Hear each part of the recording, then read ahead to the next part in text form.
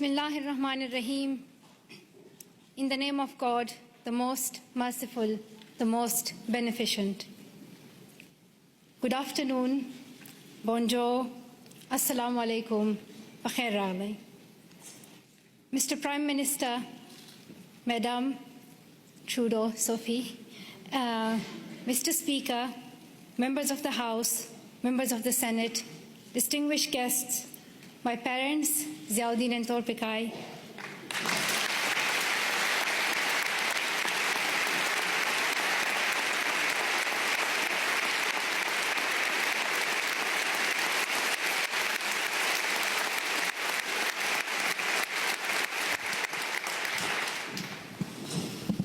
and finally, the people of Canada, thank you so much for the warm welcome to your country.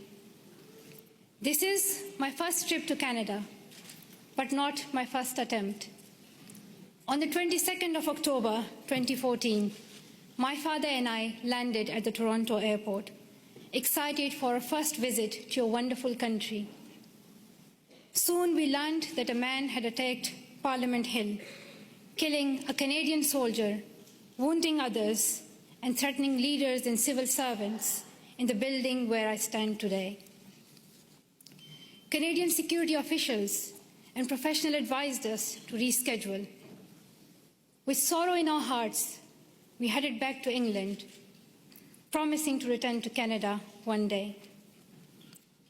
The man who attacked Parliament Hill called himself a Muslim, but he did not share my faith. He did not share the faith of 1.5 billion Muslims living in peace around the world.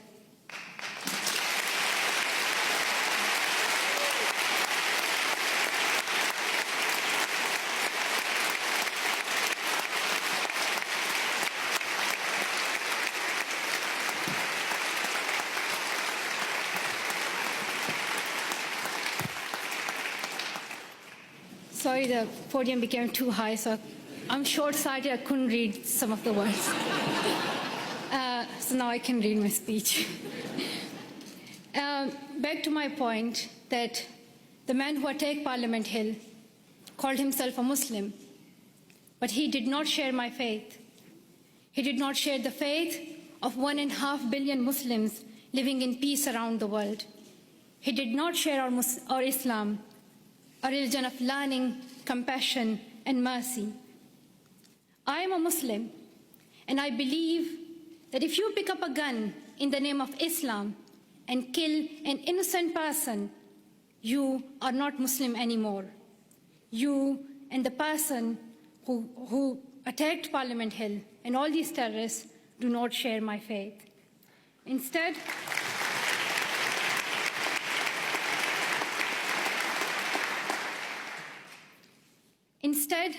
he shared the hatred of the man who attacked Quebec City Mosque in January, killing 6 people while they were at prayer.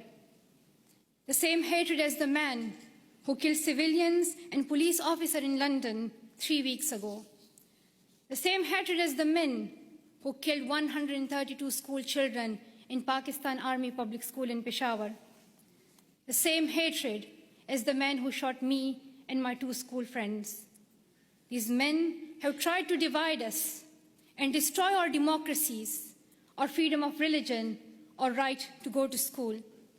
But we and you refuse to be divided. Canadians, wherever you are born, however you worship, stand together. And nothing proves this more than your commitment to refugees. Around the world, we have heard about Canada's heroes. We heard about the members of the First United Church here in Ottawa, who sponsored newlyweds Amina and Ibrahim. A few months later, the family had their first child, a little girl named Maria.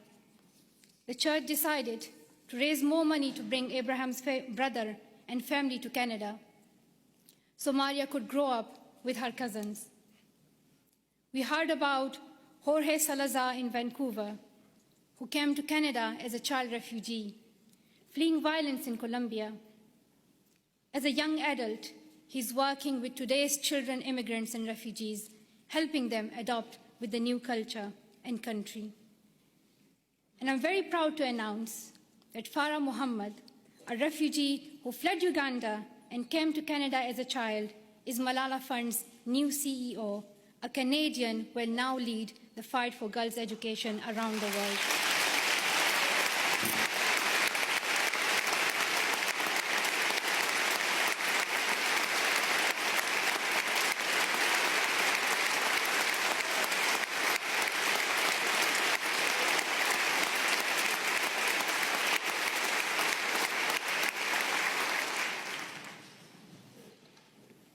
Many people from my own country of Pakistan have found a promised land in Canada, from Maria Topikai Wazir, a famous squash player, to my relatives here today. Like the refugees in Canada and all around the world, I have seen fear and experienced times when I did not know if I was safe or not. I remember how my mom used to put a ladder at the back of our house so that if anything happened, we could escape. I still remember that I would read a Quranic verse, Ayatul Kursi, every night to protect our family and as many people as I could. I felt fear when I went to school, thinking that someone would stop me and harm me. I would hide my books under my scarf. The sound of bombs would wake me up at night. Every morning I would hear the news that more innocent people have been killed. I saw men with big guns in the streets. There's more peace now in my home of Swat Valley, Pakistan. But families like mine, from Palestine to Venezuela, Somalia to Myanmar, Iraq to Congo, are forced to flee their homes because of violence. So your motto and your stand, "Welcome to Canada," is more than a headline or a hashtag. It is the spirit of humanity that every single one of us would yearn for if our family was in crisis. I pray that you continue to open your homes and your hearts to the world's most defenseless children and families, and I hope your neighbors will follow your example.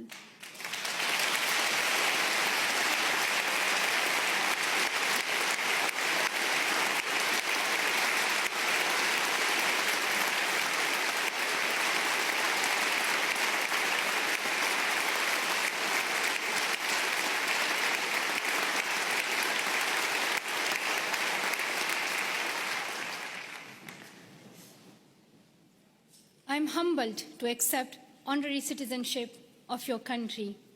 While I will always be a proud Pashtun and a proud citizen of Pakistan, I'm grateful to be an honorary member of your nation of heroes, though I still require a visa. But that's another discussion.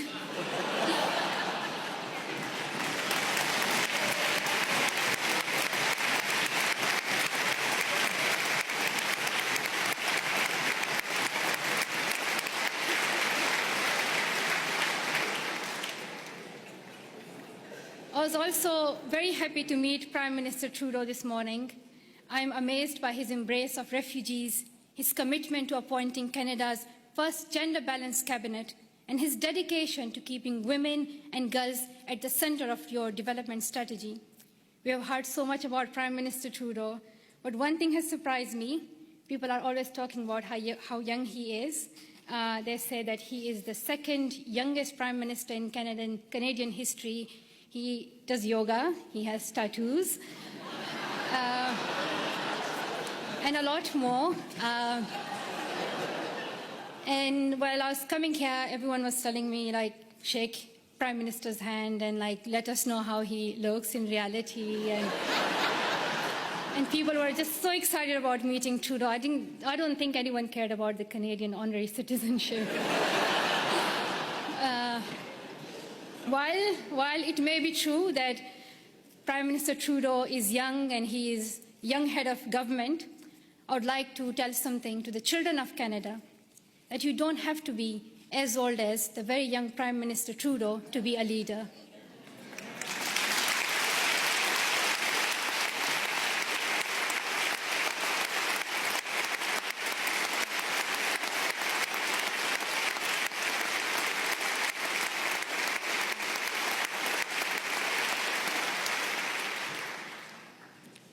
I'm like on still page 7, so there are like a lot left. So if you do the standing ovation again and again, you'll get tired. Just to let you know, there's a lot left. But I want to share my story that I want to tell the children of Canada that when I was little, I used to wait to be an adult to lead. But I have learned that even a child's voice can be heard across the world. And to the young women of Canada, I want to say, let's step forward, raise your voices, and the next time I visit, I hope to see more of you filling these seats.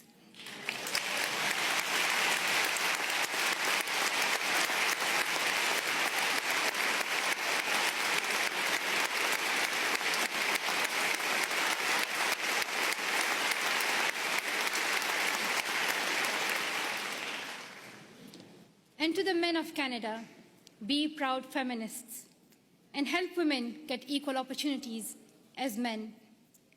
And to the leaders of Canada today in this room, though you may have different politics and policies and priorities, I know each one of you is trying to respond to some of our world's most pressing problems.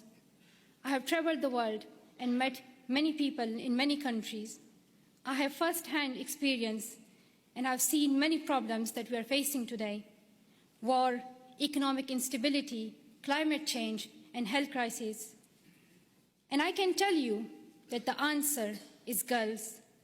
Secondary education can transform communities, countries, and our world. And here's what the statistics say. I'm saying it for those who still don't accept education as important.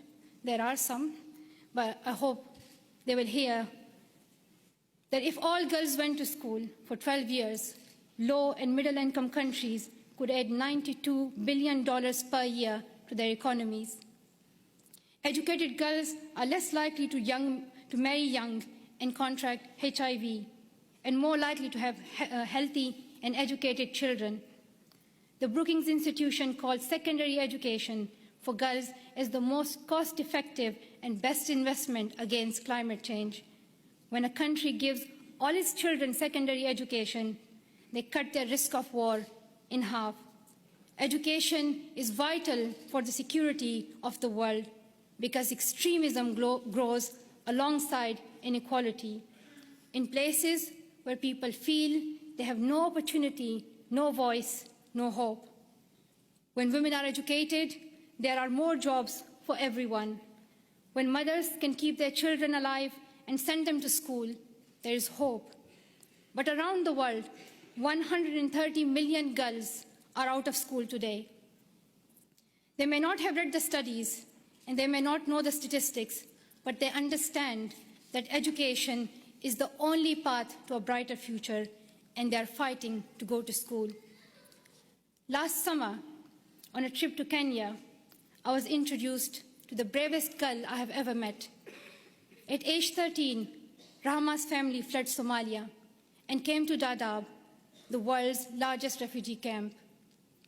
She had never been inside a classroom, but she worked hard to catch up, and in a few years, graduated primary school. At 18, Rahma was in secondary school when her parents decided to move back to Somalia. They promised she could continue her education. But when her family returned to Somalia, there were no schools for her to attend. Her father said her education was finished and that she would soon marry a man in his 50s, a man she did not know.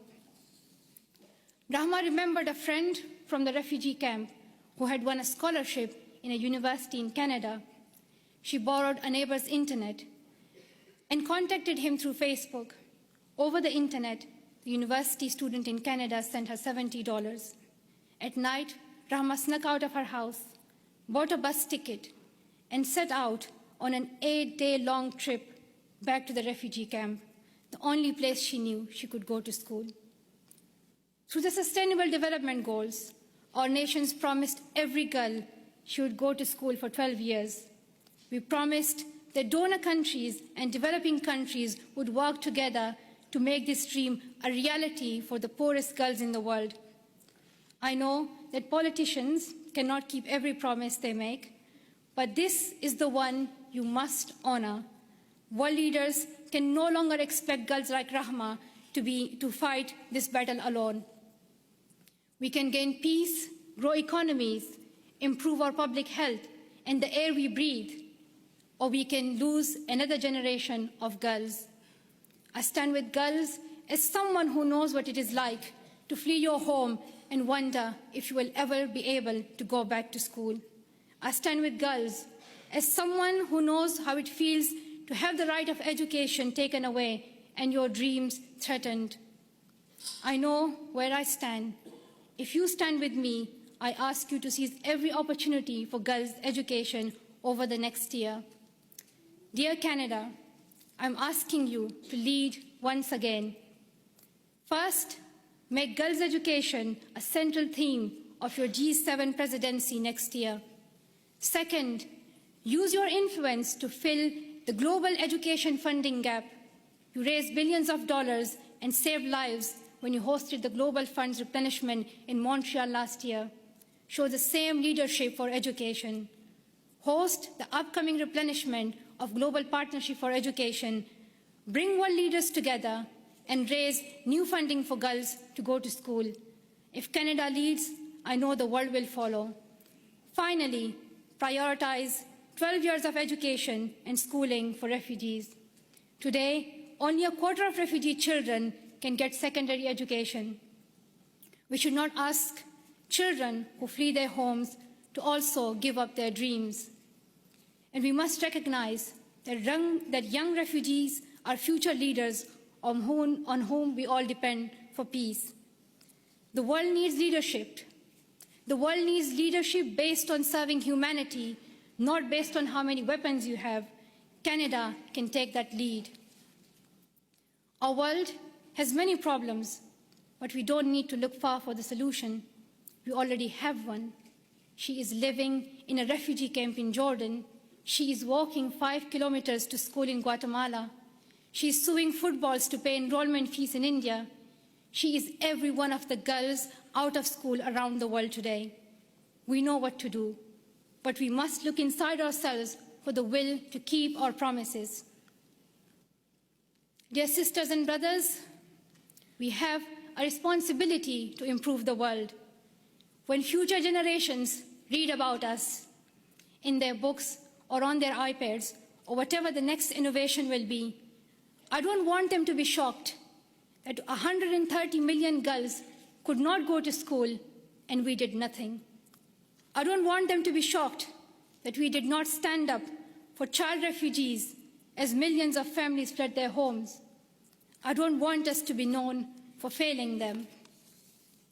Let the future generations say, we were the ones who stood up. Let them say, we were the first ones. We were the first to live in a world where all girls could learn and lead without fear. Let us be the ones who bring that change we want to see. Thank you so much for listening.